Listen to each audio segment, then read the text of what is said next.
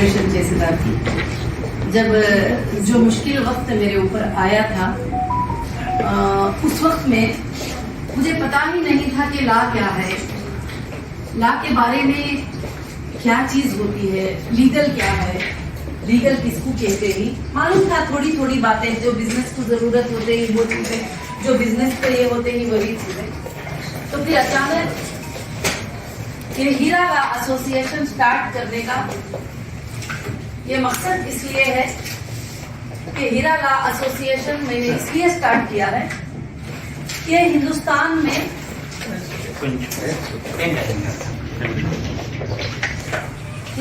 में जो प्रिजन्स हैं, वो प्रिजन्स के अंदर जो इनोसेंट पीपल हैं, जो महिलाएं हैं, उनके ऊपर सबसे पहला काम करना हमारा मकसद है।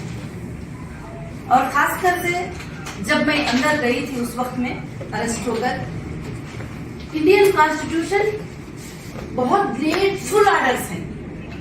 अरेस्ट से लेकर एक प्रिजनर्स की कैसी सेफ्टी है, किस तरह से उसको रखना है, किस तरह से उसको देखना है, क्या क्या उसको कर सकते हैं, क्या नहीं कर सकती, मैनुअल में पूरा जेल के आ गए। मगर जब मैं वहां पर अंदर गई तो उस वक्त मैंने देखा तो जेल एक मैनुअल के तरह नहीं चल रही थी, जो अपनी मर्जी से जैसे चलाना चाहते हैं वैसे ही चल रही थी।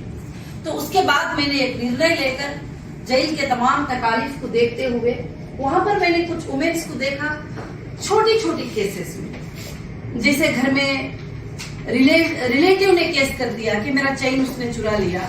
अब वो चुराया है नहीं चुराया है नहीं मालूम, तो उसको एक लेडी जेल में आ गई। ये मुंबई जेल का बैकल्ला जेल के बारे में बोल रहे। तो वो आ गई अंदर। आने के बाद में एक 6 महीनों के बाद में हस्बैंड ने उसको डिवोर्स भेज दिया अंदर जेल के, कि तू जेल गई, अब मुझे नहीं चाहिए।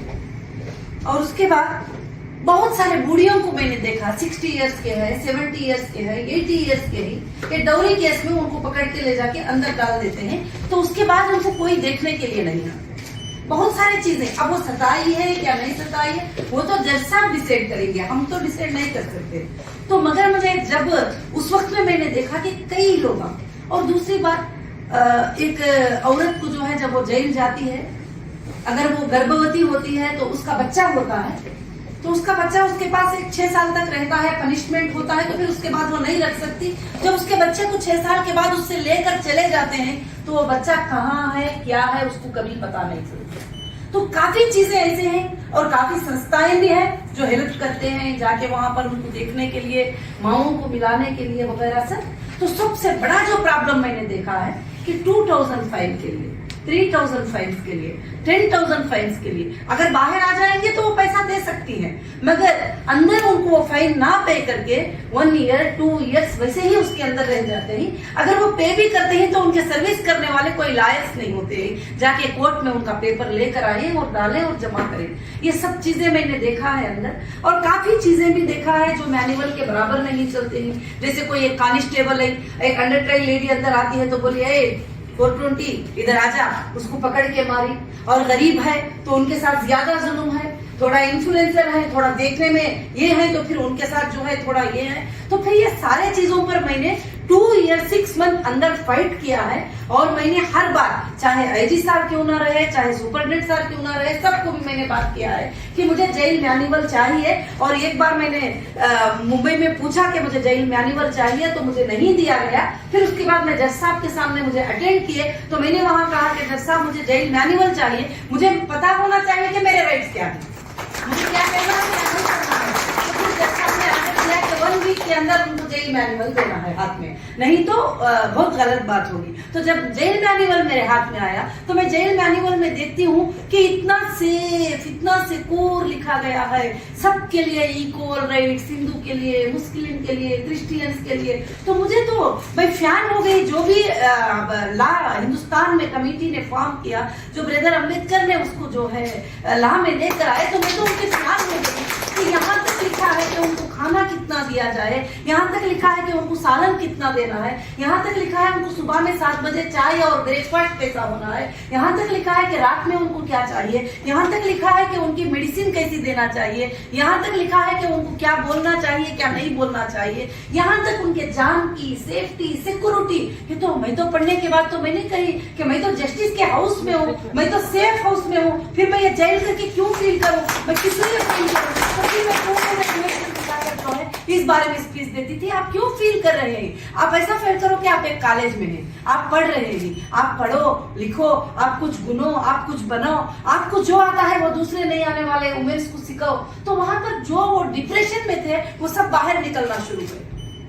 हाँ, आपको ये देखो वो जो कार्ड होता था वहां पर जो कांस्टेबल होते हैं उनको भी ज्यादा से नहीं मालूम होता है, वो बोलते थे कि अब तुम्हें तो पूरी जिंदगी यहाँ रहना है, अब वो बेहोश होके गिर जाते हैं। उनको मतलब बहुत सारी चीजें ऐसे सामने आते हैं जिनको ला मालूम नहीं होता है। तो ये सब चीजें देखकर आने के बाद में मैंने डिसीजन ले लिया कि मैं हिंदुस्तान की एक जेल पे नहीं बल्कि 600 मोर देन 600 जेल्स है उस पर मैं काम करूंगी और उसके लिए वही साहब जस्टिस बनूंगी और मैं उसके लिए जस्टिस के लिए और एक ऐसा मौका देंगे कि हम जितने भी लोगों को लीगल प्रॉब्लम्स होते हैं, कभी आधी रात में प्रॉब्लम आ जाता है, कभी 2 बजे प्रॉब्लम आ जाता है, कभी 3 बजे आ जाता है, हॉस्पिटल है तो इमीडिएटली होता है, मगर लॉ के लिए कोई ऐसे सर्विसेज नहीं है कि जो 24 आवर्स होते हैं। तो फिर हमारे लॉ एसोसिएशन में ऐसा सॉफ्टवेयर रहेगा जो 24 आवर्स भी उनको लीगल जो है नॉलेज देगा और नॉलेज जो है देंगे और वो खाली सिर्फ उनका अपडेट कर देंगे।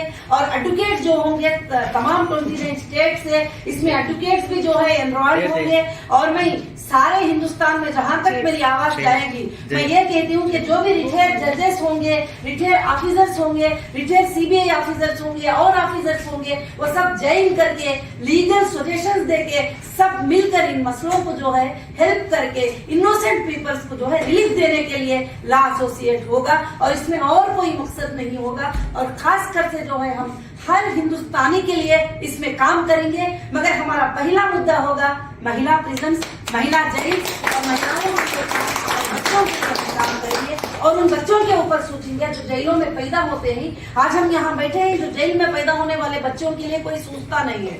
यहाँ पर देखते हैं कि ये गरीब बच्चा है, वो गरीब, सबसे गरीब वो बच्चा होता है, सबसे हेल्पलेस वो बच्चा होता है। वो बच्चे को ले जाके कहाँ डालते हैं, क्या पढ़ाते हैं, क्या करते हैं, उस पर हम टोटल जेल के बच्चों के स्कूल्स पे नजर रखेंगे। और मेरा इरादा है कि उन बच्चों को भी जैसा दुनिया में माँ बाप पढ़ाते हैं उस तरह से हम उनको एजुकेशनल में बहुत आगे ले जाकर उनको इंटरनेशनल बनाकर जेल में पैदा होने के बाद भी तुमको हिंदुस्तान में देखो कितना अधिकार है, कैसे तुम आगे बढ़ सकते हो करके बोल के उनको बताना मेरा मकसद है। और वो मैं राइट अप कर रही थी, कभी समझ में नहीं आता था, रात में बैठ के सोचती थी कि मैं कब स्टार्ट करूं ये काम, मैं कब स्टार्ट करूं। मैं अंदर गार्ड से वादा करके आई थी कि मैं बाहर जाऊंगी ना, मैं इनके लिए काम करूंगी। सब लोग बोलते थे, हाँ सब लोग ऐसा बोलते हैं, बाहर जाते हैं तो हमको भूल जाते हैं, फिर कोई हमारे लिए कुछ काम नहीं करता। और उसी तरह से बहुत सारे लोग शिक्षा वाले होते हैं, जब उनकी शिक्षा खत्म होती है तो उनको लेने भी कोई नहीं आता।